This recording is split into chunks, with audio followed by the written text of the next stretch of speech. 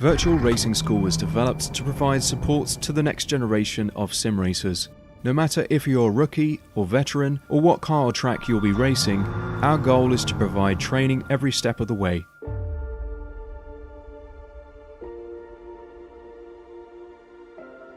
We found that iRacing can be quite difficult without proper training.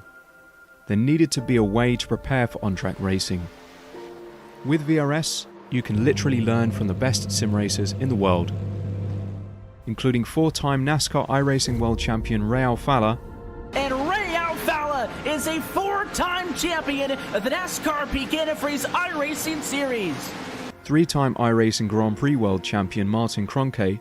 Martin Kroenke becomes a 3-time world champion. Rallycross World Champion Mitchell de Jong. Mitchell de Jong is now champion for the iRacing Rallycross World Championship Series. And many other top sim racers. Data packs include everything you need to start learning. Our World Championship coaches create the data packs by setting a hot lap or a series of fast laps for you to compare, analyze, and replicate. Data packs also include a tutorial where the coach points out techniques they use to hit the fast lap. This gives you access to the latest driving techniques and setups before you even hit. Sign up for a free account and download the VRS telemetry logger. With this application running seamlessly in the background, your laps automatically start syncing to the VRS website. From there, you laps of your choice, whether it's your data, the coaches, or your teammates. VRS will automatically target improvement opportunities so you can get up to speed even faster. VRS also makes it easy for you to request and schedule one-on-one or group coaching sessions. These sessions can range from 30 to 90 minutes, and you can select the car, track, and setup combination of your choice. Visit virtualracingschool.com today to sign up and get started.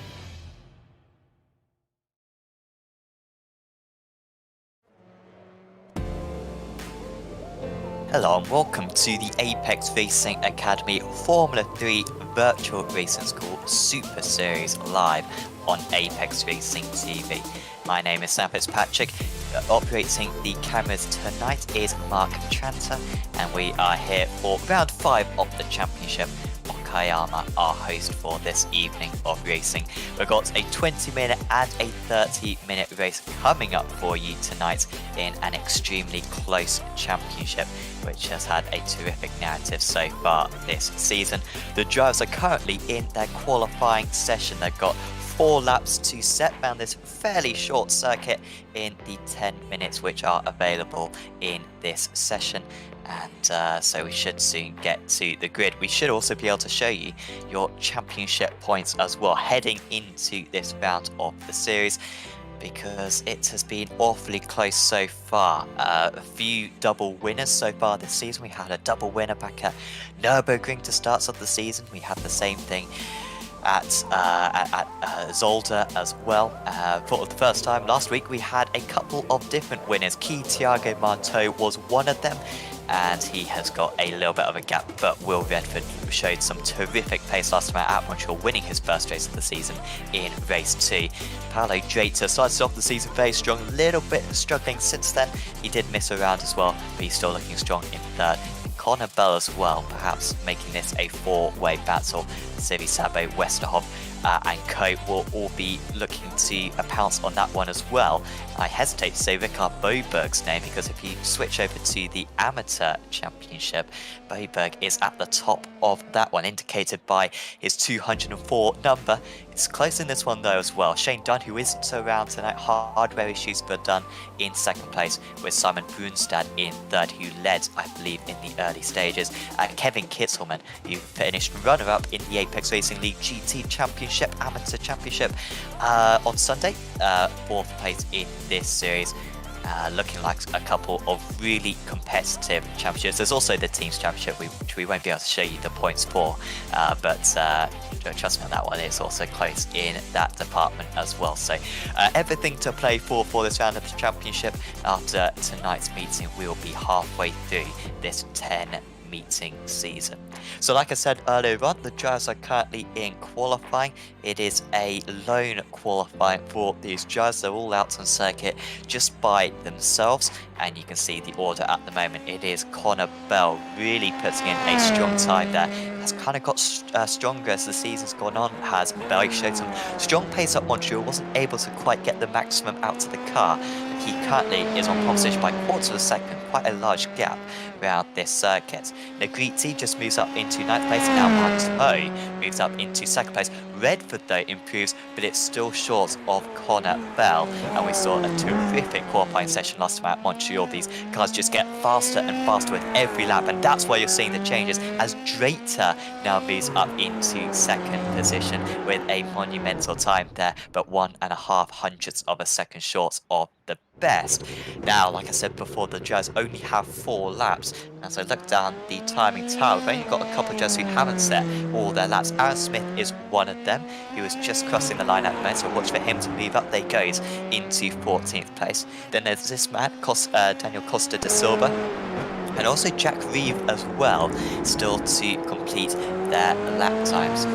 Simon Brunstad and Dara Adjinson's not setting a time at the moment. I believe they have pit lane starts. Also Chris Rosenkrantz as well, I believe, starting from the pit lane for this one due to previous penalties. So here comes Reeve, and Costa improves up to 13th place, and Costa da Silva crosses the line and he goes into 16th, maybe hoping for a little bit more there, the Portuguese driver. But it's still an improvement, and it's still useful round this circuit. But you can see the gap between these top drivers, Bell, Drater, Redford, and a very competitive Jordan Kelly, who was actually top of the drivers in practice. So Kelly with an epic lap time there. In fact, Rosenkrantz is still going to do another lap here. He hasn't set an eligible lap time. This is his 3rd attempt.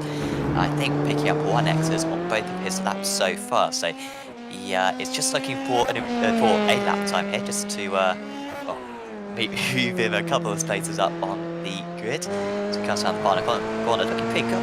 Good there is Rosenkrantz.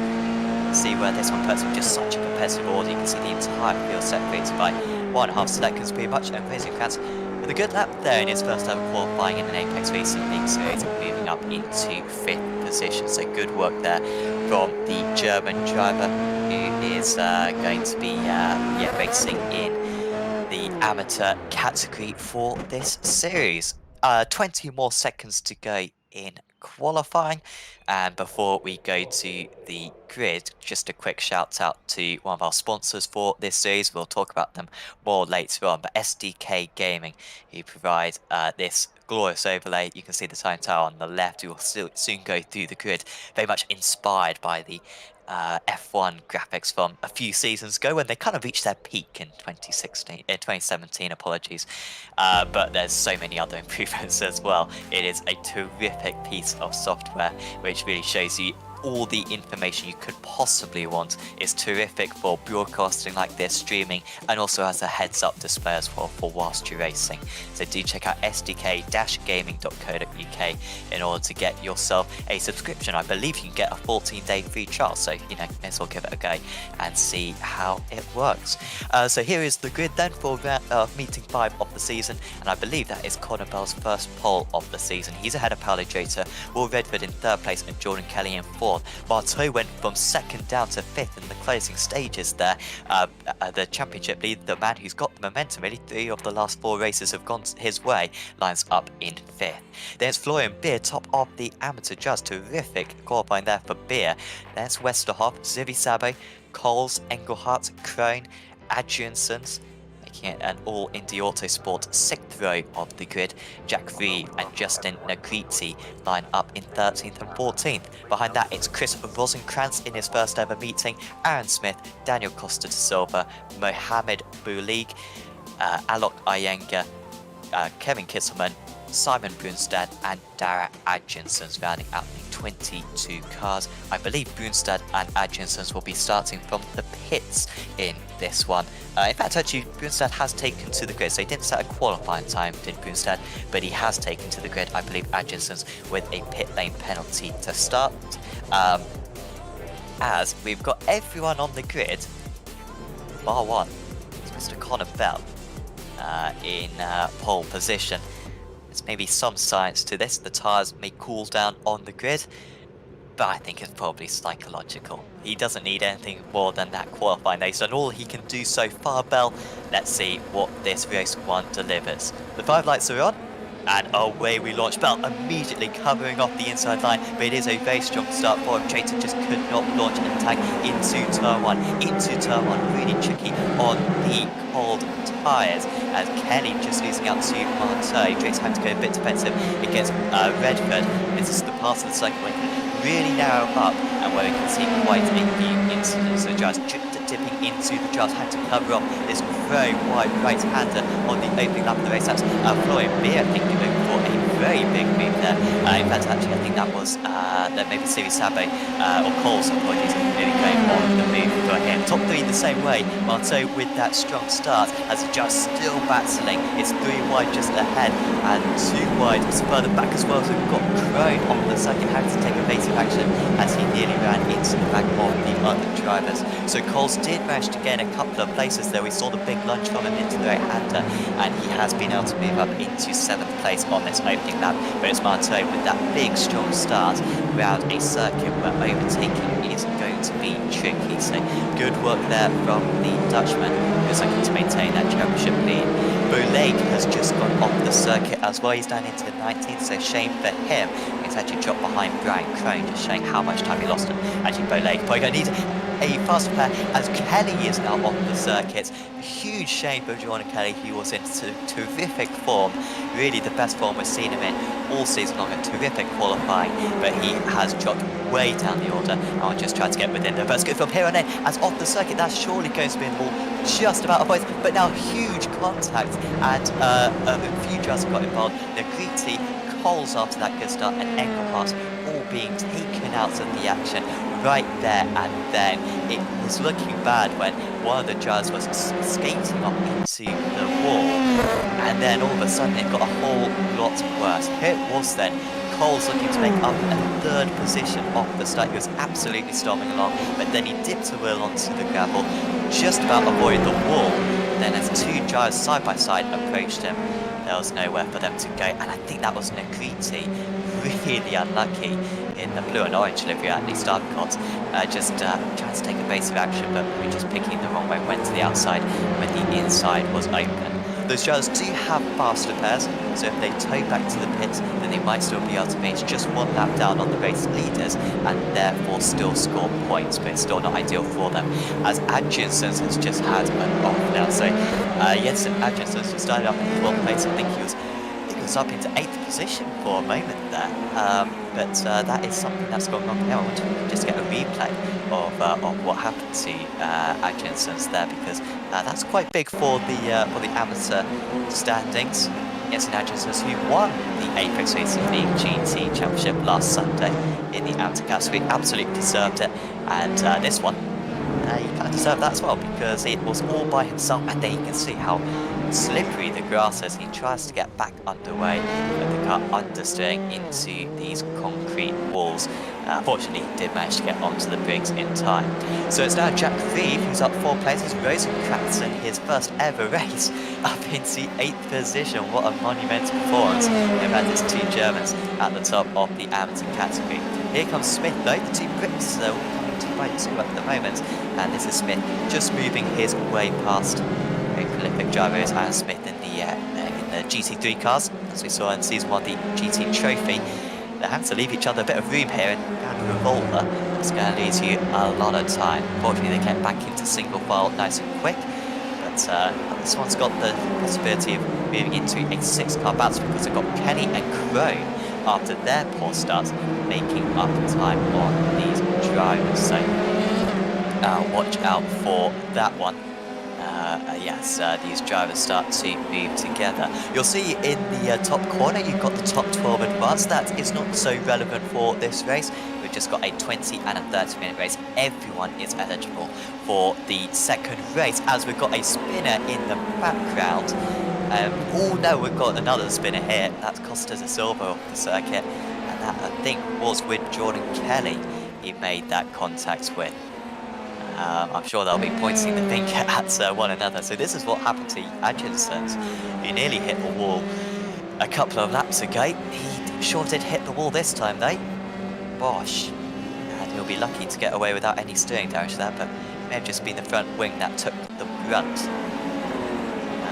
So Costa da Silva as well, of course, getting on that. Somehow Costa da Silva still running. He's actually in 17th place.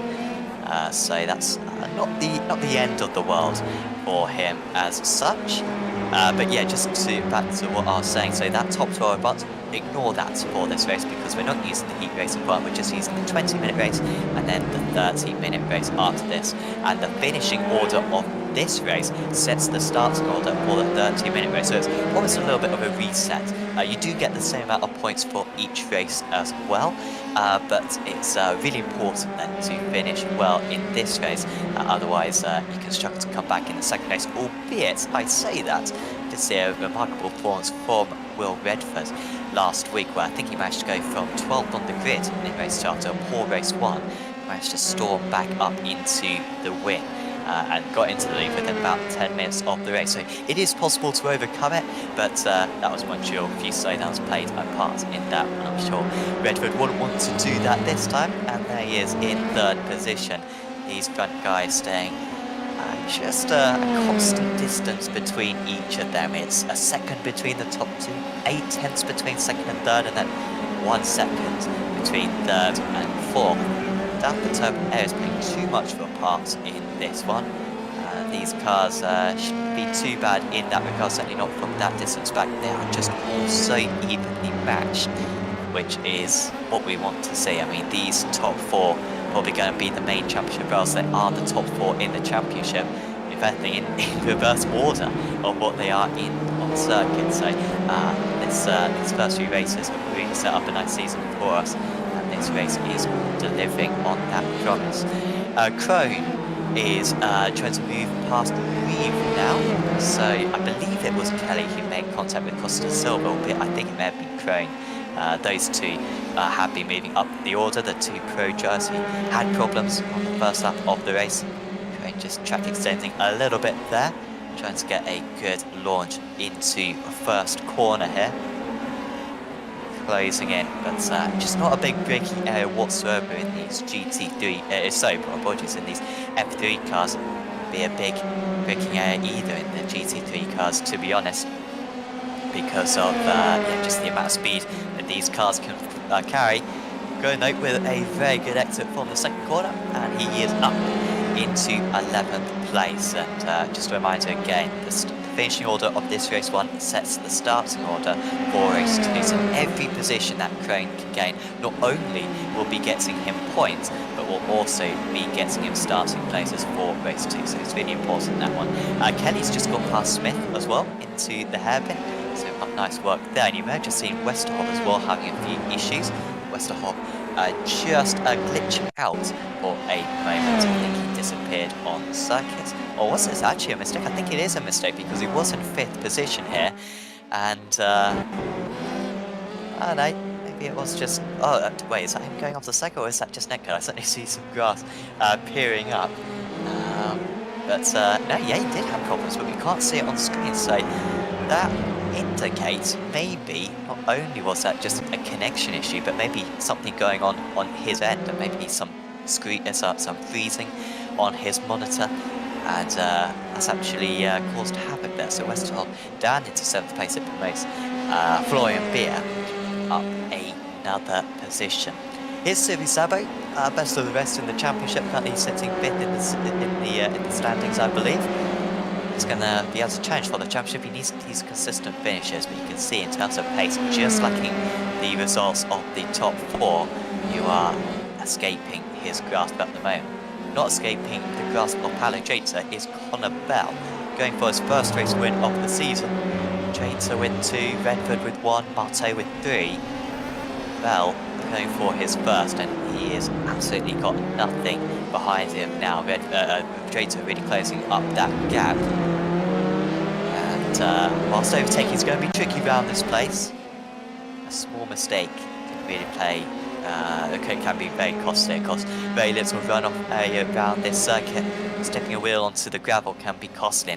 Bell breaking the draft, which is something we don't necessarily see 9.5 minutes into a 20-minute race in the F3 cars round a circuit like this. But it's pretty cool to see, because it shows how much Bell is thinking about this one, really driving tactically at the moment. And this part's looking very tricky to break the draft, just to pick the shortest line possible through the nothing corners, really. If you can just maintain this gap, there's absolutely no way that Jason can make the move half a second behind. Jason really doesn't have a whole lot of speed, and Bell continues to try to break that draft, and whilst that gap on the tone tower will come down, it's really only a tenth of a second there, which will give the Canadian a lot of hope. Of course, something that might play into this race is the amount of drag that these trials will be running. This isn't necessarily a circuit like Indianapolis or Phillip Island, where you can kind of go opposite ends of the downforces. Really put on as much as you can, but still, even then, you still want a little bit of raceability as Jater with a slide, and that has just knocked him off slightly. He's lost half a second there, trying to deliver the power. That's where Atkinson's lost it the first time earlier on, and Jater with a slide there, gap back up to 1.1 seconds, so good news for the Canadian. Closing up a little bit behind actually with Redford and Marteau. Redford's feeling quite strong about his pace last week. I mean, he delivered. He got a race 2 win, like I said, from so far down the order, in something like 10th position on the grid.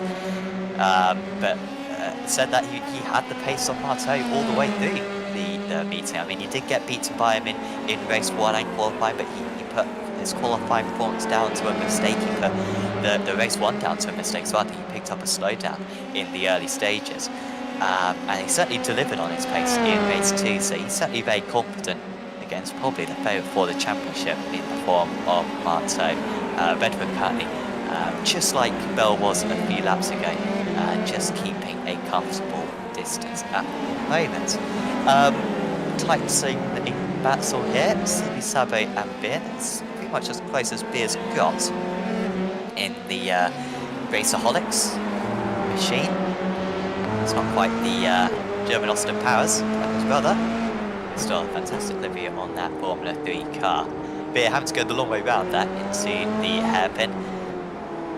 Didn't drive particularly aggressively, but still, you know, just optimism for him here that he could potentially get this move and get a 5th place as an amateur driver. That would be huge. Remember, the amateur drivers score points for that. Where you finish in class is where you finish overall. So in this position, even though it's a pro versus an AM, it matters just as much for these drivers as if it was an AM and an AM. So it's quite significant is this one. Beer still struggling to find a way past it. You kind of just see a little bit of turbulent air there. It's tricky to kind of see. I think in sim racing in particular, it's not particularly strong in these Formula 3 cars, but rest assured that the drivers will absolutely be feeling it. But this is looking really strong now for Beer, and he's got on the power really nicely. They're using the entire circuit. Sibi Sabo is usually an aggressive driver, and he covers the inside line. Beer could go for the dummy here by just darting to the inside. He's going to go the long way round instead. As we've seen this move work over the years, and I think it might work on this time as well, because Sibi Sabo has left him room. Beer with a compromised exit. There is Krantz right with these drivers now as they remain side by side for a couple more corners. Look at this, it's suddenly gone from a pair into a 5. Krantz thinking of a move there, as still Beer is trying to hold off this position, but now he's on the back foot because he's on the outside. We'll get a better exit. These drivers have been side by side for a third of the lap here, but finally it is Sibi Sabo who holds on to that position, and Beer is going to have to try one more time. But all of a sudden, Kelly and Westerhoff are, Westerhoff and Kelly are right with these drivers, as there goes Westerhoff up into 6th position, and Kelly will go through as well whilst he's at it. Beer trying to fend this one off. There's very close to contact between the two of them. Beer was lucky not to understeer any more than he did. And maybe a little bit of frustration for Floyd. He knew that if he could get past Sibi Sabo, maybe he could make a gap to those other fast drivers. He couldn't pull off the move, and he's quickly fallen victim to them in quick succession. Kelly and Westerhoff on that last, certainly Kelly got past Rosenkrantz on that last lap. Westerhoff didn't get getting past on the lap before, so I expect Beer and Rosencrantz to stay close. And now the question is, how quickly will it take Westerhoff and Kelly to get past Sivi Sabo? Kelly could be in for a good result here, actually. After that off, of course, he started up in 4th position. P5 would be very good. As we cut back to Jensen Adriansen, who's somehow still going in this race. He hasn't had to come to the pits, even though he definitely hit that front wing. I mean, in real life, that would be the front wing gone. But on iRacing, it's still there. As Rosencrantz has just... Kelly's had a problem. So Kelly has just dropped down. I'll produce it onto it straight away. And Kelly has already made one questionable move earlier on Costa de Silva. Well, actually, this is just by himself. Oh, and then there was nowhere for Beard to go. And benefiting from that was Rosencrantz, who moves to the head of the amateur race in his debut. Kelly having to go straight into the pits, the unusual pit entry we have here at Okayama, to pick up a fast pair. Well, maybe that's the commentator's curse. I was saying how he was a good recovery, he was going to get a good result, he was going to get 5th place. He's not going to get that anymore. He's down into 17th place already, and actually taking a while in the pit lane. Come on, Jordan, get back out there and start further up on the grid for race 2. But he's taking a change of tyres or something. No bonus point for the fastest lap, but yeah, I'm not sure what's happening there. He's finished as well, or either on the lead lap or 1 lap down in order to score points as well, so they don't want to drop too far back. So now, somehow in this race, we've got the top 4 in the amateur category, all close to 1. Apologies, top 3 in the amateur category with Crone also in the mix. But this has really come out of nowhere because Beer and Rosencrantz, particularly Beer, was miles ahead of Smith earlier on in this race, but Smith gaining by 3 seconds on Beer on that on the lap before, and yeah, kind of matching each other on that last lap. That's a bit wide for Rosencrantz, and Beer might have a chance here. So I'm nearly making me with Sibi Sabo earlier on. Still a bit too far back. You'd want to be a bit closer than that. To the right-hander, Crow up to that off on the first lap, and he wipes out half the order into the hairpin. The wise option went onto the grass, avoided too much damage. You can see 3 cars here, 3 grid places for race 2, up for grabs. You go for the dive here on Smith. Oh, he's now picking himself again into the hairpin. Just open up the corner a bit. And they all close up. This is as close as these 4 have been so far in this race. Timing tell, by the way, indicates that Bell and Drayton are fairly close, but I think we'll stick with this battle for now, because unless Drayton really gets within 4/10, and move is fairly unlikely. Whereas this one could change any moment. Beer and Smith very much in the amateur championship contention.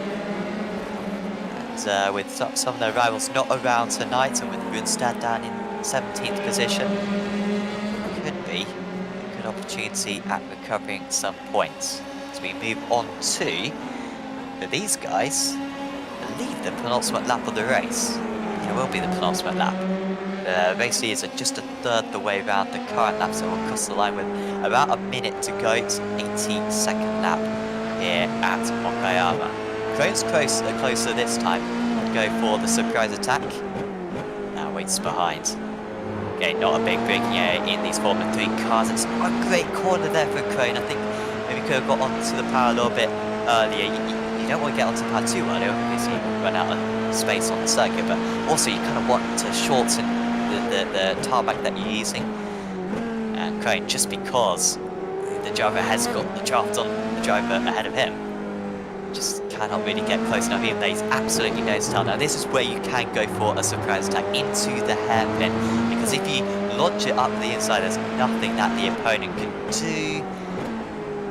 Well, not an opportunity this time. This one's a bit more tricky, especially with the tight lines that these drivers are taking in this Formula 3 car. Crone is just not finding that move at the moment. Although Smith has dropped back a little bit, that might leave him a bit more vulnerable. Crone with a lot of steering angle he's using at the moment for these corners. Really trying to get the car pitched in, picking up any oversteer, but the car's still dragging wide as he follows so closely to the Delara F3 ahead. Maybe we will cut to the lead now because we've got Bell just looking to survive. This one last attack. Jates has been this distance back for the entirety of this 19 minutes and 57 seconds. But he hasn't made a move stick, and Smith, just as we pull away, has had an issue. We'll get a replay of that in a bit. But as the lead, Connor Bell, 4th place in the championship, heading into this meeting, about 50 points on the lead of the series. He wanted to start making those points up soon. He wanted to get a first race win of the championship under his belt. Well, he is going to be able to do that here as he rounds the final corner at Okayama, and it's going to be a race 1 victory for Connor Bell here in Japan. Congratulations to the Canadian. A long time coming, that first race win of the season. Jata finishes in 2nd place. Redford managed to drop Marto quite a bit by the end, and Sylvie Savage does well to hold off Westerholm. Those two very close in the championship, got a bit of a battle going on between them. And Rosenkrantz, in his first ever meeting in an Apex Racing League event, manages to finish in a terrific 7th place at top of the amateur drivers. Congratulations to him. Now, could we get a replay of what happened to Smith? Because I think it was something that happened into the hairpin. I assume this was by himself because Crane managed to get across the line all right. In fact, actually, it's gone on ahead of the hairpin. Hasn't dipped a wheel onto the grass here. It gets onto the power. Oh, so Crane made a mistake and then Smith made a mistake simultaneously. I think both of them. I mean, I was saying how late's on the power on the previous lap. One of the drivers was, and then they were both too early on the power that time. So my bad on that one. I think we can go through the final results. Here it is. Connor Bell finishing top of the drivers ahead of Paolo Jata, and Will Redford. Tiago Marto finishes in 4th place. Then it was Daniel Sabo, Stephen Westerhoff, good recovery there from Westerhoff after a poor start. Chris Rosenkrantz from 15th on the grid. Florian Beer, Brian Crone, Kevin Kitzman, Aaron Smith, Alok Iyengar, Jensen Adjensons, Daniel Costa da Silva, Mohamed Boalig, Jack Reeve, Simon Brunstad, Jordan Kelly, Christian Engelhardt, Adam Coles, and Justin Negretti. Well done to all those drivers because they all finished 1 lap down. So, good work. I thought Kelly wasn't going to be able to get back out there, but he did. And then we had the one retiree just at the bottom in 22nd. We are now going to show you a few advertisements for a couple of our sponsors for this series, so SDK Gaming and Apex Racing Academy. Just a little bit of a couple of trailers just to show you the services that they provide. So we'll be back with you very quickly on Apex Racing TV for race 2 of the evening.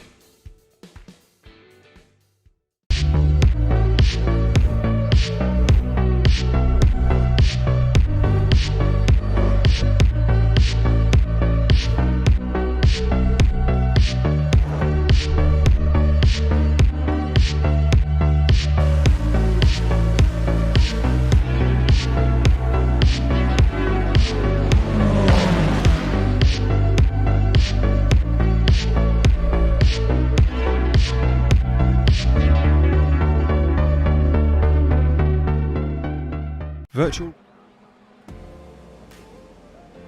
Welcome back to Apex Racing TV and the Apex Racing Academy Formula 3 Virtual Racing School Super Series. We have just completed race 1 of the evening. We're on a little bit of a break at the moment, whilst the drivers just recoup, preparing for a half an hour race 2, 10 minutes longer than race 1. Still no pit stops, but it's 50% more time to make a mistake for the drivers. So still plenty at stake. The same points scoring system as well. It was Connor Bell who took first blood in race 1. He'll be starting from pole position as well in this race 2. So probably the favourite for this meeting, and really looking to launch an attack on the championship. You've just watched a couple of trailers for I believe SDK Gaming and Apex Racing Academy, so big thanks to them, and yes, do certainly check them out via their websites, because they are absolutely terrific. I mean, if you're looking to improve your driving, Apex Racing Academy is the place to go, and SDK Gaming is absolutely awesome for a heads-up display, so that they're really essential items for your sim racing experience. So we are just gridding up, just a minute grid up for this one. Connor Bell lining up on pole position. It's the finishing order of race 1, of course. So Jada, Redford, Marto, watch out for those 4 to be the big favourites. Westerhoff could maybe get involved in it, to be fair, because he was showing strong pace, and who's going to win race 2 in the AMS category, because Rosenkrantz and Beer were very evenly matched. Kitzelman was able to get back up into 10th place by the end of that one, with the issue for Aaron Smith, and yeah, maybe Alok Iyengar as well could maybe get involved in 12th place. So looking all very competitive down the order. Hopefully we'll see battles throughout the race. Jordan Kelly, the one green card there. It's not because he's Irish, it's because he is a pro driver. The red stripe indicating the amateur, the green indicating the pro. And so watch out for the driver starting in 18th place, storming up through the order. So in race 1, it was Bell with an exceptional start. Can he start perfectly to win this race 2 as well? It looks like a carbon copy from race 1. It's a little bit closer though, as Crater trying to get the lead straight away down into 2-1. He knows how important this first lap of the race is. However, it is Bell who holds on. And look at Redford storming down the inside into 2, catching his opponent almost unawares there, and moves up a crucial place. Here comes Marteau as well. It's quite a terrific start for the Brazilian driver. It has turned quite southward quite quickly, but Marteau couldn't quite make that move, as we've almost got contact. They're shaking all about right there, and this could be a terrific opportunity for Marteau to dip into the draft of these 2 drivers and make this one 3 wide into the hairpin. Bell is sprinting away from the rest of the order. Redford on the outside though, Drater on the inside. Redford hanging around the outside, will have the inside for Revolver. They're both really skirmishing on the cold tyres on this opening lap of the race, and they remain side by side. But a terrific exit there, really good driving. Not good driving in the back of a couple of cars off, but it was Drater who was able to retake that position. Westerhoff also challenging Marteau at the moment. There goes Westerhoff up the inside as we get a replay, and this is involving a few of the top drivers in the outer category. Already stuff happening at the hairpin. Rosenkrantz though on the circuit and skating across, was holding the brakes, absolutely had them locked, but it's so tricky on the grass, it's so slippery, and a few drivers will need to have faster pairs after that first lap. And look at that as well into the final corner. We've had more issues. I think that's involved maybe Westerhoff, yeah, Westerhoff and Marteau have come together. Apologies, I thought that was an incident that happened further down the order, but that is the championship leader, Thiago Marteau, who has had a problem. We saw the aggressive move from Westerhoff just before. Marteau is now going to give this one up easily. Oh, and Westerhoff just understaying. Marteau hit the wall. He's surely going to have damage from that. I mean, great effort there for Marteau, because he literally just didn't take the corner, and you can see the amount of steering up he had to put in straight away. So wow, we could have a change for the lead in the championship. I mean, it gets complex with the drop scores and whatever, but there's no other way of putting it. Marteau's in trouble after this race 2, and Joe, who's really found his form in the last couple of meetings. It's like that's another spin. The Joe's chucking so much. I mean, it is a it's Japanese tarmac, as we always say. And I think the track temperature may have risen a little bit as well. Cold tyres as well, as into the pits comes Kelly. Oh, well, what happened to Kelly there? He seemed to be fine in terms of damage because his pace was very good. Although, actually, maybe he did have damage. Here it is. For the VR8 machine. This is him just going off the circuit a little bit, so he didn't pick up any damage there. Maybe it could have been a jump start potentially from Kelly. Not quite sure. Yeah, into the pits. In fact, actually, it wasn't a jump start, it was a fast repair, so yeah, 1 second stationary for him. Back into the race. So we've had everyone from 14th downwards has had to come into the pits early on here for repairs. Really has changed the complexion of this race. Kicking off here, in fact, that's actually just a back marker. That is Mohamed Boaleg there. That's in the driver's passing. Good work there for the Tunisian driver, I believe, is Mohamed. And been a good addition to the league since he made his debut a couple of meetings ago back at Zolder, so just letting those drivers pass. So it's now Smith at the head of the amateur category. What a strong start for Aaron Smith there. Well, Bill will be thinking what he has to do to win a race in the amateur category tonight, because he was ahead of Smith by a few places on the grid. Started 3 places further up. 3 places further up, 8th compared to 11th, and yet it is Smith who's ahead after that crazy lap 1. You can see the drivers turning into a MotoGP race here with the banana line down the pit straight. I'm surprised that they care that much about the drop, because we've all got a bit of a gap between one another. Yeah, they're just desperate for these positions. Really, any moves from here on in are going to be tricky for these drivers. We head to Silverstone next week, where it's going to be much more possible to make overtakes. But for now, drivers have got to make do with the short straights we have here at Okayama. So, in the lead, Bell 1.8 seconds clear. He did basically match Jater. Jater was fastest lap of the race, but only half a tenth faster than Bell. Redford's matching again. These guys 1 second a lap faster. Yeah, I'd say 1 second a lap faster. 7/10 of a second a lap faster than everyone else out on the circuit at the moment. And you can see how these guys are just so evenly matched. And honestly, I mean, I hope Marceau isn't too upset, because he has got the championship lead. There'll be plenty of opportunities to come later on in the season, but I really cannot understate if we have these 4 guys going at it to the end of the season. We could be in for an absolutely mighty championship. To see who comes out on top, as Kelly is up into 13th place. So despite a pit stop, he's already got past Alok Iyengar. But what could it be for Kelly? I think certainly had the pace for a podium. I might keep an eye on his lap times, actually, see what he does to the end of the race. At the moment, by the way, he's about half a minute off the race lead, so if it's it's much more than that, then he didn't have the pace, but he'll have traffic to move through anyway, so we'll be tricky to judge. It is Coles. He's got a teammate ahead of him in the form of Jensen Adjusons, but he's got a non-teammate behind him. As actually it's really kicking off just ahead. Smith going ahead against Series 7, also Coles and Engelhardt potentially changing places.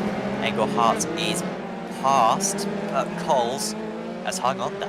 Engelhardt was slowed down quite significantly there. You can see where his opponent was and just lets him off.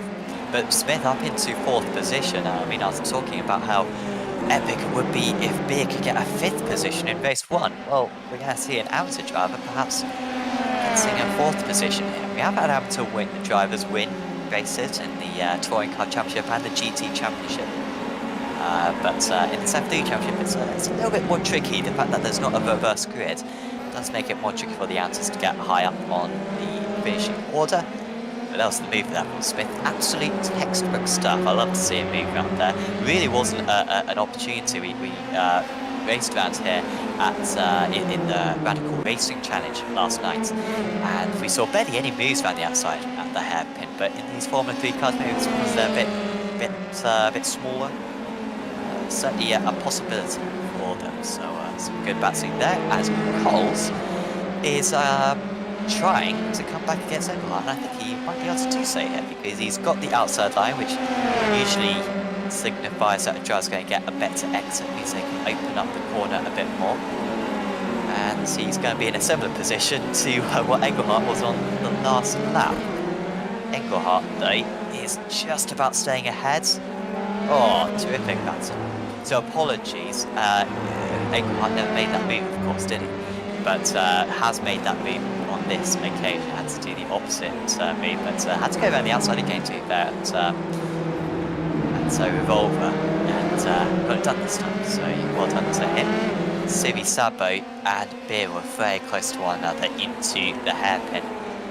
But there was no change of position between the two of them. As you can just see at the timing tower there, half a second loss there for Bell to Drayton on that last lap. It has closed in a little bit. And also Negretti has just made a mistake and is off the circuit at the moment. And Civi Sabo tries to hold back Beer. We've only got 18 cars still running in this race, but there's still plenty of action going on in these early stages of this race too, as Beer just runs a bit wide, and that's really going to scupper his attempts at a race, at a move. It will maybe increase the chances of a move overall, because here comes against Hutchinson's, who has had a good run. We'll have to dip back into the jobs here. Will the Indy Autosport Ray driver, strong for him. See the hairpin. Beer has certainly had the pace tonight, but he's just been kind of bullied out of the way. His race car hasn't been bad, but just hasn't had the rub of green really. That time, his race car was certainly very good. He held on to it, but he hasn't covered off the inside to Adjinson's. Inside turns into the outside though. Real tricky off-camber hairpin there. Elevate just a little bit up the hill, and Beer holding on, but you can see the chasm that's formed now between those two drivers, and just as we thought, a battle also going on. So Engelhardt onto the back of Adjinson's, who recently got past Cole, so he's looking to get past another Indy Autosports driver here. Mr. Silver's had a bit of an issue, just sort of behind Kelly by the way, as, wow, around the outside here for Engelhardt. This would be an epic move if he could pull it off. And it looks like he has been able to do so. Lovely work. Atchinson's going the long way round. He might be able to screw up the corner a bit. Take back into the draft. He's got his teammate Adam Cole's just behind him. I expect those two to try to work together to retake this position from Engelhardt. Engelhardt's having to cover off the inside line there, but this classic move once again. Oh, there's very nearly contact as well. As Cole's trying to get involved. Adjinson's is able to retake that position. He's having to really cover it off this time. Not going to make the same mistake as he did on the last lap. Engelhardt runs wide. And look how Westerhoff is now right with these drivers. Some terrific racing here on Okayama tonight. Really is a circuit that lends itself to good side-by-side. It's maybe something to do with the Japanese circuits, because Motegi is another one. Oh, no. 3 of them, all in a mess. And Westerhoff beats past. And it was just a mistake there from Jensen Adjinson's, I believe, which triggered it all off. Turning into the corner. No, that's a very odd one there for Adjinson's. As far as I could see, dip a wheel onto the grass on the inside. It's unusual for the rear end just to let go like that, but you know, the curves can always unsettle the car. But yeah, Westerhoff getting 3 places in an instant there. It's a bit of a shame to see that tight battle come to an end so quickly, because I think that one is going to go to the end of the race. So more drivers going to need to get pit stops. Kelly now, despite taking that fast play in the early stages, now up into 10th position, and has actually been matching these drivers up the front. The only other driver dipping into the 21s. See there, Traits has had a couple of big hats into the Bell lead in the last few laps. I think this time they'll be evenly matched, to be fair. Maybe Traits a 1/10 of a second faster. It's Bell back into the 21s a year, so strong lap there for Bell, but yeah, 1/10 of a second faster for Traits. just to take a little bit more out. Redford as well, looking strong in 3rd position. So it will be really kicking himself if he can't make the move against Bell for the whole evening, because both their starts in both race 1 and race 2 very even, and pace very even. But it might literally just come down to whoever got pole position earlier on, and that was Connor Bell. And it was by just a couple of hundredths of a second as well. So has really changed really the shape of this meeting. You think if any of Bell, Jacer, Redford or Montoya had got that pole position, you could have been having the meeting that Bell is having at the moment. But he certainly has to drive very well, not to understate his performance in that in race 1 and in this race 2. Has been able to hold off Paolo Jacer for 35 minutes of racing in total. And this gap has absolutely stayed stagnant on this lap. It's still 8.5 tenths of a second. Real no changes. By the way, of course, if you want to sign up for this championship, you can do so by you can get yourself a entry for this series. Just got to fill in a form, turn up to race, and go away. You can also sign up for our other series as well. We've got the Master Cup Championships starting in a fortnight's time. That'll be on a Monday evening. The GT Trophy Championship, I think it might be actually sold out. Terrific field we're going to have for that. 60 cars in GT3 machinery. And then also we've got the Porsche Cup Championship. You can race against myself in that one, if that's anything, in case you want anything on top of that. Yeah, that's on a Wednesday evening. And then we've also got the Apex Racing League Touring Car Championship on a Thursday. We've got the Wave Italy Proto Championship on a Friday evening.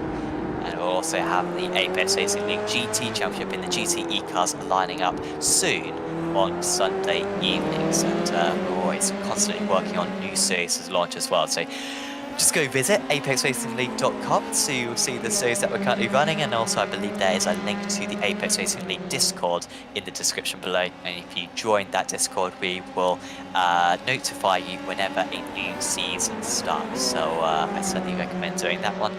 As this lead just keeps on coming down, I wonder if you could get the terrific lap comparison graph once again, because I think it's been green in favour of Jacer every one of the last 4 laps, but you can see it's a tiny margin. Hundredths here, hundredths there. I mean, to go, have had a 3/10 of a second gap as well. So this one just feels a little bit different to race 1. Remember, Jacer was over 2 seconds behind Bell earlier on in this race. And yeah, has been able to get the gap down to a very small margin, although Bell just was able to pull a little bit away through the hair. This is where the draft, this is where the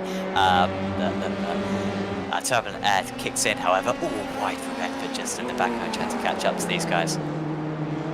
But Jacer got down to 0.6 of a second. I think it's just these last couple of corners actually where Jacer's a bit stronger. Keep an eye on that graph. Actually, the hairpin was a little bit slower there for the Brazilian. The final couple of corners. You know what, actually Bell actually was able to pull away slightly there.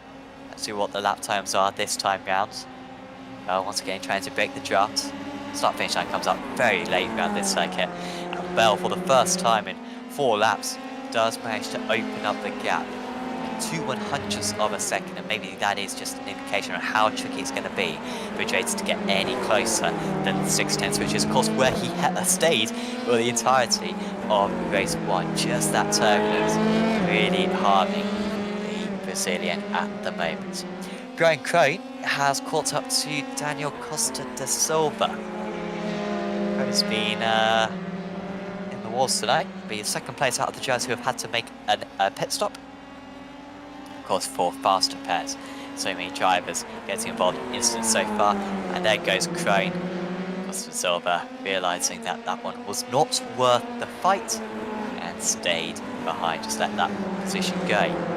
Negretti, I think, is going to be losing out to Jordan Kelly. And just look at that gap to 31.5 seconds, Kelly.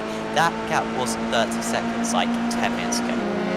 Kelly absolutely had the pace of the Big Four tonight, but just that mistake in race 1 has just totally ruined his evening. But he's up into 9th place here, and that's not bad considering that he started down in 18th place on the grid for this race 2. By the way, if you're watching us on Twitch, welcome.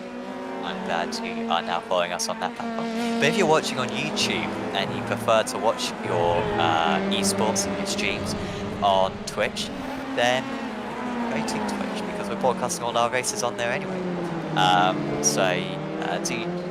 Go to that one. I think there's a slightly smaller latency, I believe, if that's something you regard as significant. But yeah, certainly do realise that many people prefer Twitch, so do go visit our Twitch page over there, and yes, watch all of our streams anyway. Here is all the buses have kind of got a bit closer together once again. So it's now Beer versus Series 7, and we name more iconic duo. This seems to have been so close for so much of this evening, and Beer couldn't make the move in race 1. But on that last lap, he was able to close by an incredible 2/100ths of a second. Beer just, apologies to Sabe, just in range of Smith as well on the race. Certainly, maybe a little bit of a different race to what we saw at Imola, for example, where we saw absolutely hectic racing, those guys just pounding in the laps. But really had to be consistent out there. Kelly up ahead of Adjusters. That's actually a good move against a quality opponent against Adjusters. So he's up into 8th now. Bad news for him is that he's 12 seconds behind Westerhoff. So that one's going to take a while for Kelly. Could catch though by the end. Westerhoff is quick though, isn't he? Westerhoff is very quick. It'll be more of a question of whether Westerhoff can pass Smith, Subi, Sabe and Beer by the end of this race. To be honest, on that last lap, Westerhoff closed in on these guys. In fact, he didn't close in on these guys at all. So the Dutchman needs to up that pace a bit in order to get a top 4 finish from this race 2. Once again, just a bit too far back there is Beer, and actually Subi Sabe taking a good line there. He's taking a time out of the British driver just ahead on that occasion. As the leaders, by the way, still half a second between them. Well, just hanging on against Dre to that gap, staying really maintained. We did see an off for Redford just a few moments ago, going onto the grass. That gap at 3 seconds, a poor lap actually there for Redford. And so he's just out of range, trying to push so hard just to get anywhere near the 2 drivers ahead. Subi Sabe though on that last lap taking a little bit of time, and that's much more like it by Westerhoff into the 21s again. That's the pace that we've become accustomed to see him produce this season, and so that is the type of tyres that he's going to have to produce to the end of the race in order to catch up to these 3. You can just see him in the background beforehand. Atchinson's is bouncing against Negretti. It's a good comeback here for Negretti. I thought Atchinson's would actually be able to hold on to this one, but I wonder if he's got a bit of damage as the Belgian. You can just see on the front wing actually he is struggling a little bit. You see what the straight line speed comparison between these 2 is, and yeah, you can see the damage on the front of Atchinson's car. This will make it easy for the American to move past and up into 9th position. He won't catch up to Kelly, but 9th place should be his from now on, from here on in. Crone, what lap times is Crone doing? So Crone just did a 22.4, Atchinson's just did a 23.3. So I think Atchinson's will be alright. The car just behind this guys is not Crone. That's a back marker. Crone is 6 seconds behind, so you need to be gaining by, well, you know what, a second a lap. That's kind of the pace advantage he's got. I forget how short this lap is and how fast these cars are. So maybe that could be a possibility. So keep an eye on that gap between 10th and 11th places as we head into the closing stages. Just over 7 minutes more of this race to go. So we run aboard with Florian Beer, a familiar sight from his perspective. Back end of that Indy Autosports car would be actually a pretty good result here for Series Sabe. So he gets a 4th position, apologies, 2 5th positions. Best of the rest in race 1 and then 2nd of the rest in race 2. You'd be pleased with that one. But just not being able to see anything about that car for now. Bit of a slide though, or this could be as close as Beer's got. So it's got to make this one pay here. Move up the inside into the last corner is not going to be possible, but he just got to try to stay as close as possible. The car washing out slightly, but now he dips into the draft. Will he go for the dive into turn 1? So he's having feels the need as he sets his personal best lap of the race. And this is a similar circumstance to what we saw. Once you can get within that 0.3 of a second, you just got a couple of corners to survive being that close. And in fact, he's getting him off the line as well. This is terrific driving here from Florian Beer. He turns in to the right-hander up the hill. And he's absolutely got to take this move right now. He's going to win this amateur category. Frankly, if he's going to get 5th position, he needs to do it. Coming off the inside line is Series Sabe. He's going to have to go the long way round. He never really even tried to go around the outside, to be honest. They just turned in as normal, and he runs a little bit wide as well through Volva.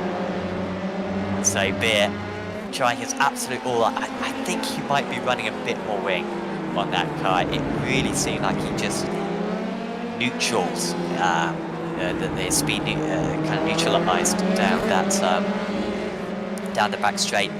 He pulled out of the draft. From that point onwards, just was not a chance for him.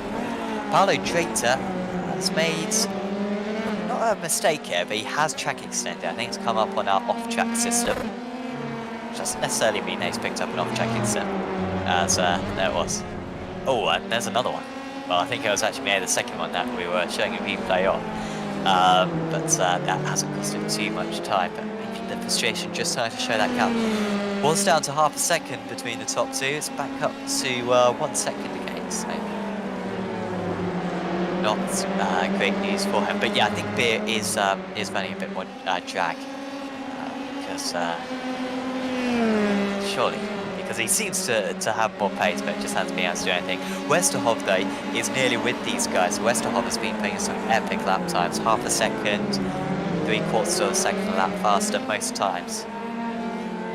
And he will have time to probably get past 2 of these drivers. I think Smith might be a bit too much in order to get past. But there is the time difference. Yeah, half a second, reaching up to a second on that last lap. That was the failed move there from Beer, which just pushed him back a little bit. Almost top now within range, half a second. Could see a move as soon as the hairpin on the next lap of this Okayama circuit. With just 3.5 minutes to go. I believe we've got 3 more laps to go for these drivers, albeit it might be close. Just edging in a 4. My math serves me correctly. No, apologies, it will just be 3 more. I think it will just be 3 more laps to go for these guys. So, yeah, it could be close. Of course, it's really dependent on how far around the leader gets. Well, consider that into your fuel. These drivers will be running the official series fuel, although you have to put in just an extra couple of litres to manage this full half an hour distance. Let's take out a bit as well in race 1 as well. So Sabe holding on there, but that was a bit close, and they have closed in now on Smith, and Westerhoff must be licking his lips right now. He did start this race in 6th place, had a problem early on, but you can really see 3 places coming his way. Wow, that is a long way back there for Westerhoff, and credit to Beer there for keeping his eye on the apex. Could have easily been put off with a darting to Lara F3 just behind the privateer, just behind. but it's probably more tricky to overtake when you're in a pack, is when you're by yourself, because the driver ahead gets the draft, and so the advantage you'd become accustomed to down the straights is not really there. Sure, you can stay a bit closer through the corners because you've both got the turbulent air, but still really want that slipstream if you possibly can.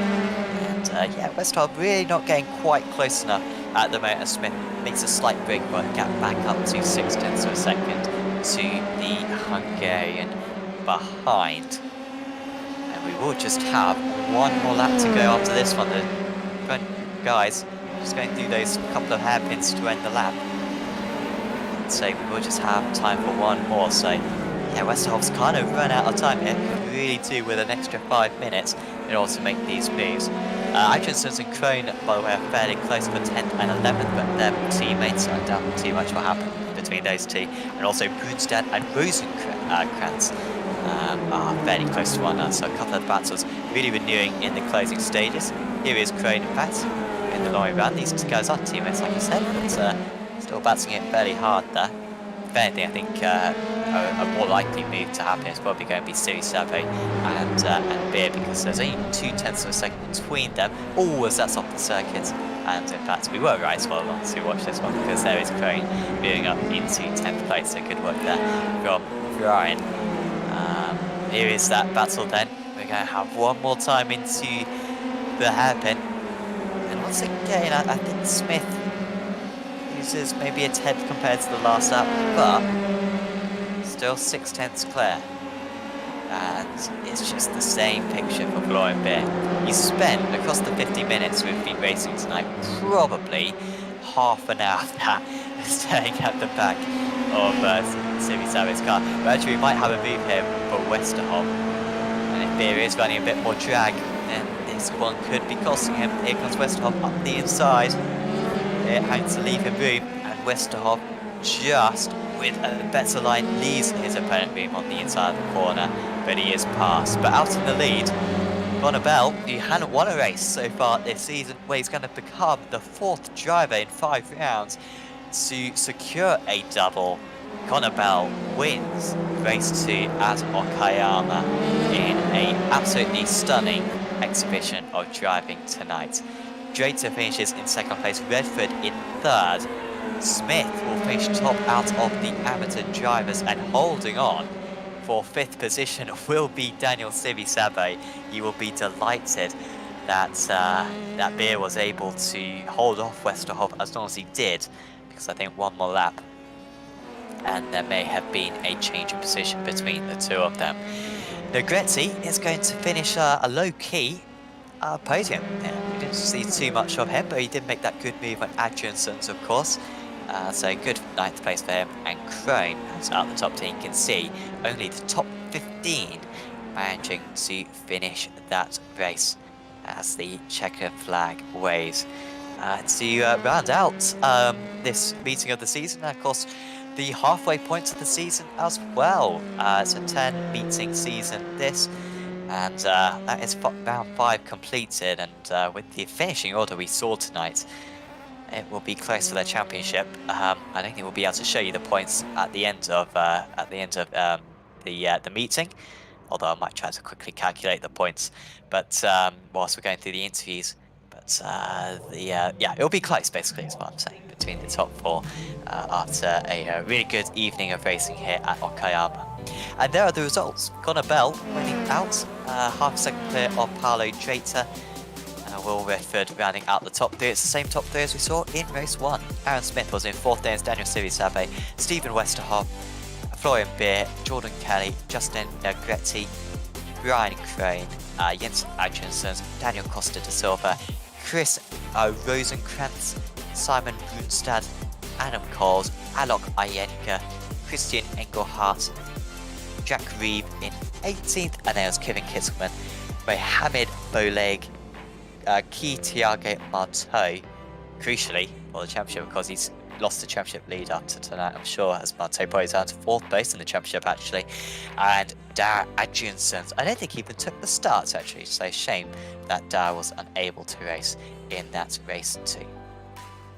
By the way, another shout out to another one of our sponsors for this series, Virtual Racing School, who offer over 50 data packs on road and oval racing. That includes setups, track guides, data analysis software, and one-on-one coaching.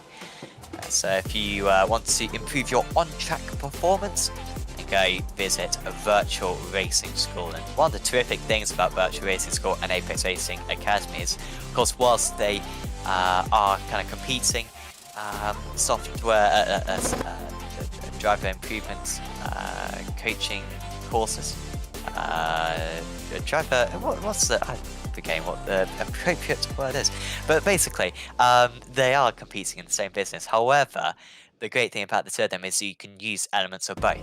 So if you download the setups and the replay files, say from Apex Racing Academy, then you can use the data analysis software from Virtual Racing School for that.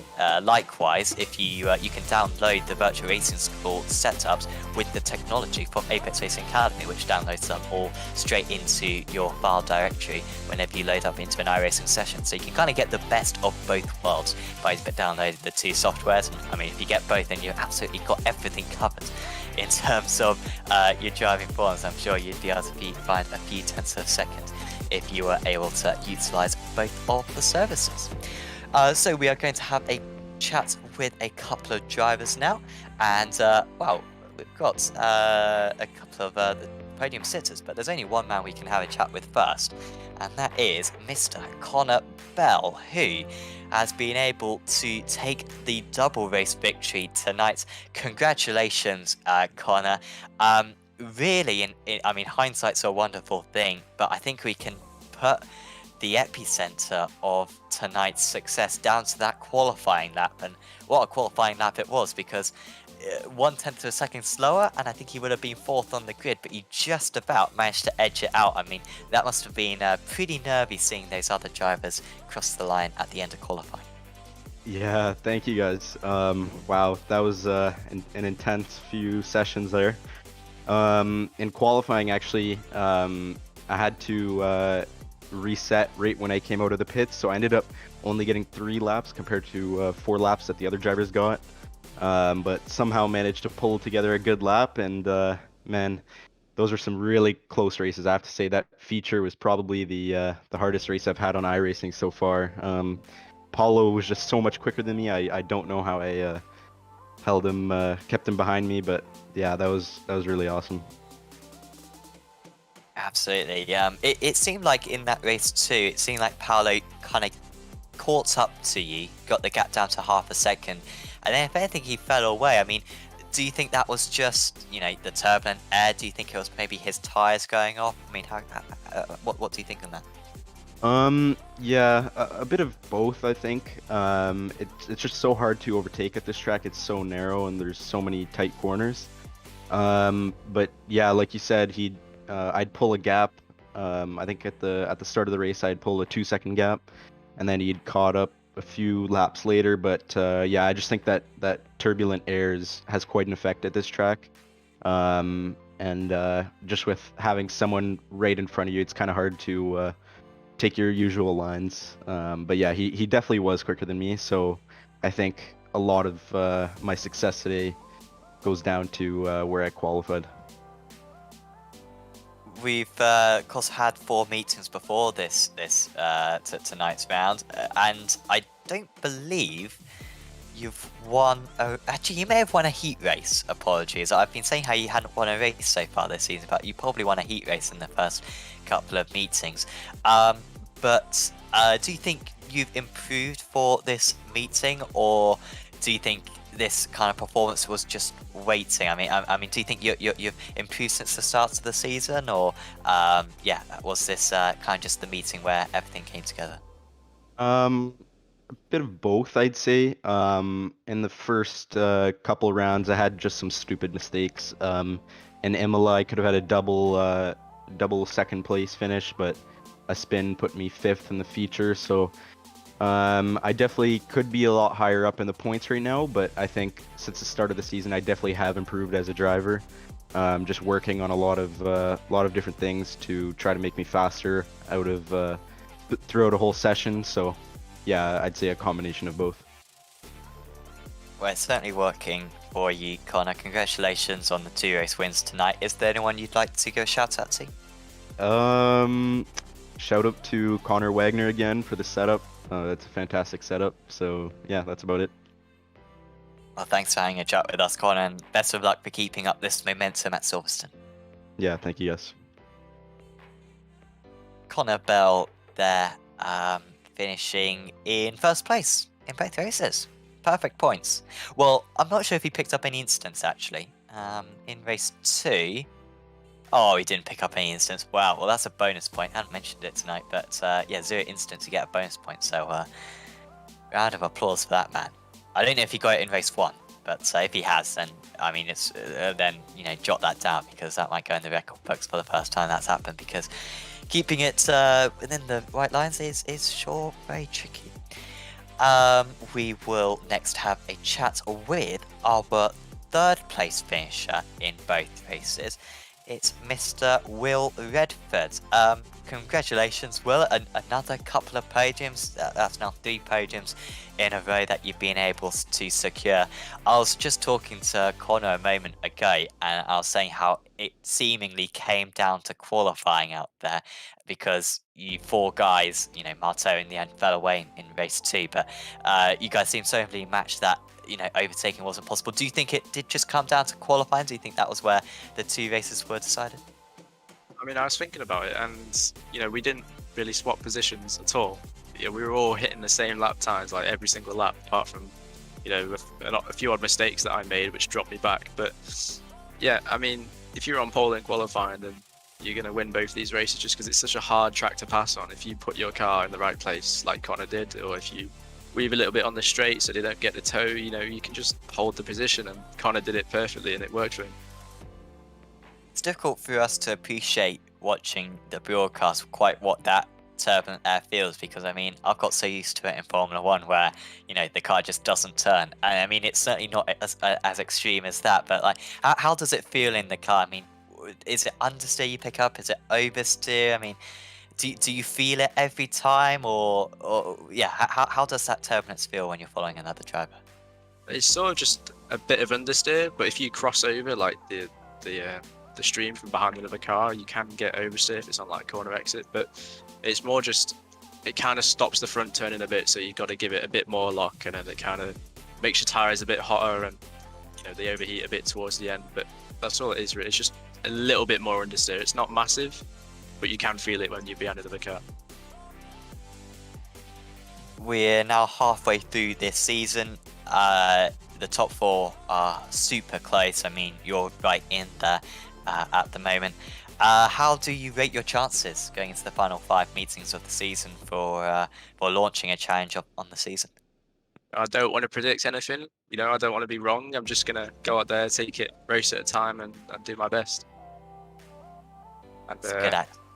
Hopefully that I can win, but you never know. I'll be happy with a top 3. Absolutely, yeah. Against this quality of field, that would be extremely impressive. And we've got Silverstone, I believe, next time out. You know, that's one of your home races. How do you feel about that one? I don't actually own the track yet, so I need to buy. Wow. I need to do some laps. Yeah, I should be able to get up to speed pretty quickly.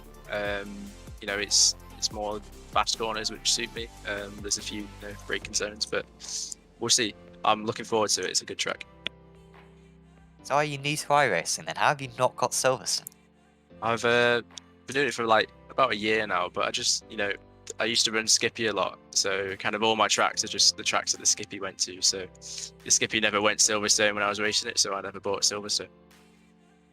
Well, the Skippies are missing a trick if the Skippy community leader is listening to this stream, as I'm sure they are. Thanks for having a chat with us, Will. Is there anyone you'd like to give any thank yous to? Yeah, thanks to you guys for the broadcast, and Apex for running the league. Shout out to my dad for finishing 3rd in the Indy 500 after being a lap down at the start, and shout out to my competitors for being so close. Awesome. Well, yeah, once again, thanks for having a chat with us, Will, and we'll see you next week. Thank you.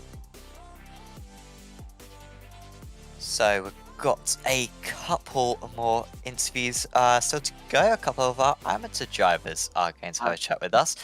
First up is going to be Aaron Smith, who managed to get a couple of very good results. Well, an 11th position after a turbulent end to race 1, and then a terrific 4th position in race 2. First up, Aaron, that end of race 1, talk us through it from your perspective. Race 1, it was so painful because, I mean, we were all fighting, like all 4 of us within like a second every lap, and for whatever reason, I literally got on the power like 5 seconds before I spun, and just going up the hill, the rear wheels just lit up and I went round. So I can't really explain really what happened, to be honest, but I mean, to be fair, I was really far off the pace. I mean, I qualified 16th, so to be that far up in Heat 1 was still pretty good, and I still finished 4th in an 11th overall, which isn't too bad. It's probably I could have done a lot better, but I mean, race 1 was alright. It could have been better though. Yeah, talk us through that race 2 then, because I think it was really done on the start. Everything was going on around you. How on earth did you manage to make your way through without damage? I don't know. I had to pull off some kind of Lightning McQueen type stunt at the start because there were just crashes going on left, right, and center, and I literally got like past the crash, like at the beginning of sector 2, only just, and I just went from there and somehow managed to overtake 4th down the long straight. So I'm just so happy after that second race. It went so well. Going into this meeting of the season, you were in 6th place in the championship. I mean, I'm sure you're going to be way further up. I mean, there was no Boberg tonight, there was no Dunn. Brunstad had a bit of a rubbish meeting. You might be top of the standings after tonight. I mean, I guess you weren't thinking about that when you qualified No. 16th. Yeah, I mean, when I did qualify, I was like expecting maybe like top 10, like the best I'm gonna get, but like that start of the feature, like I really don't know what happened around me. Just everyone just forgot how to drive, which is good for me. I mean, I'm not complaining. I mean, I finished 4th in the end, so literally, I don't think that second race could have gone any better because I mean the top 3, they're like never gonna crash. I mean, they were like 20 seconds ahead by the end. But yeah, I'm genuinely shaking. And I think I asked you this last week, and I think you said that you might be entering the GT Trophy Championship. Have you signed up? Not yet. I'm still mixed about it because it's like I want to, because it does give me something else to do. But I mean, I'll probably make my mind up tomorrow because I don't really have enough time after that really to sign up. But I should probably make up my mind tomorrow whether I'm joining or not. I think there's only one more spot available. I think 59 spaces have been taken, so you'll have to be quick. I'll have to be quick, yeah. Yeah. But yeah, I hope to see you out there on Tuesday. But we'll certainly see you next Saturday. And is there anyone you'd like to give a shout out to? Anyone that's watching. I mean, I don't know who it is, but I guess my parents, obviously, because they support me not only in just sim racing in general, but in just real life racing, and they've been really supportive throughout it all. My mate Jack, who had a bit of an unfortunate race today, hopefully he'll do better next week. And everyone else who's watching, cheers. Awesome. Well, thanks for having a chat with us, Aaron, and we'll see you in 7 days' time. Thanks, guys.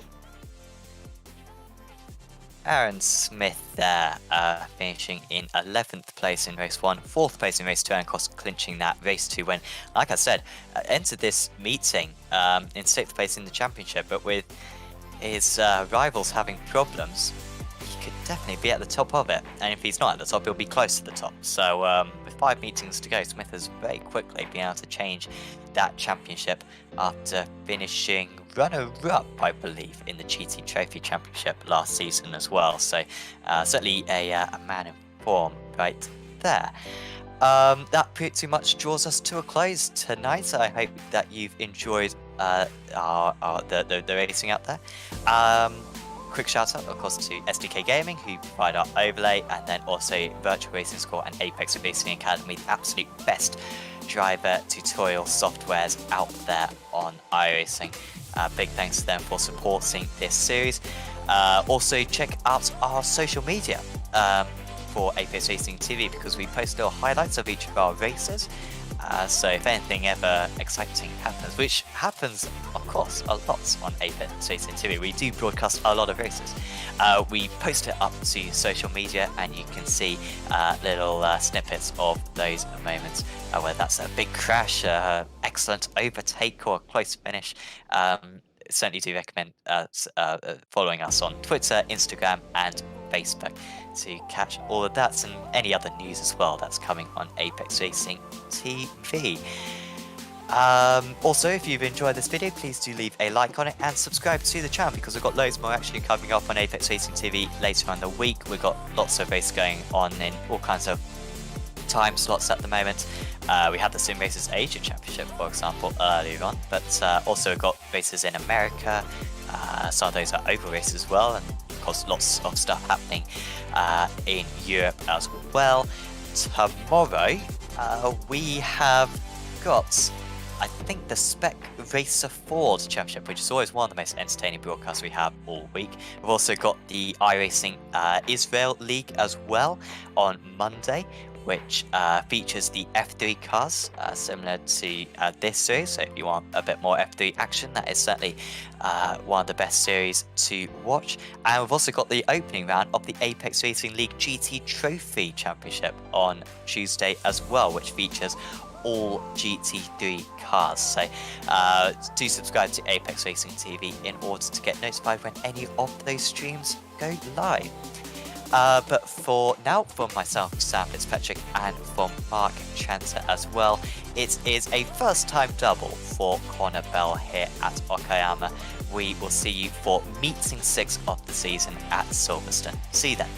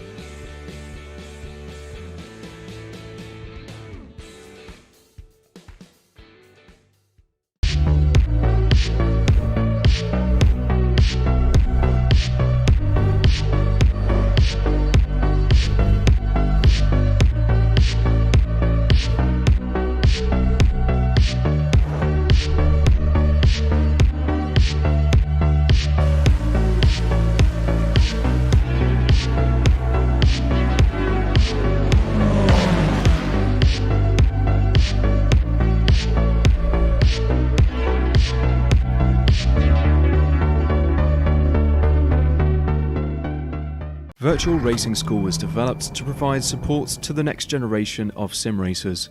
No matter if you're a rookie or veteran or what car or track you'll be racing, our goal is to provide training every step of the way.